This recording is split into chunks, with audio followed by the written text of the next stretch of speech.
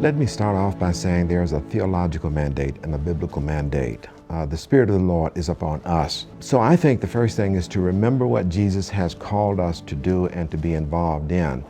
And that is to not just visit the prisoners, but to find ways by which we can reverse the kind of injustice related to the disproportionate number of men and women who are incarcerated. If we want to remain relevant, if we want to make connections with those who need to know the love of God, we've got to take God to them. It doesn't mean that we change the message, but we got to wrap the message in a different package so that people are receptive to it. And I think in particular, we need to go beyond just programming, but make sure that whatever we do is life transforming and it brings about holistic healing. And I think returning citizens are sometimes forgotten and misunderstood people. So I think Jesus would call the church to really be that voice to those who need it the most.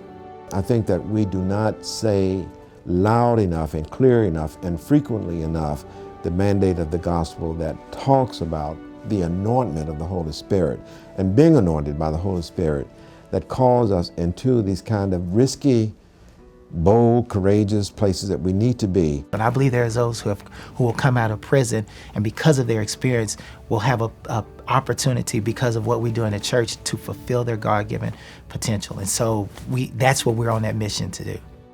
John Wesley was extremely involved in prison ministry. He saw that as an opportunity and a field, a very lucrative field for not only discipleship, but evangelism and church growth and church start. So I think that we need to go back and look at our history, and we need to encourage our churches, particularly our pastors, to maybe preach more on what it means to be involved in restorative justice.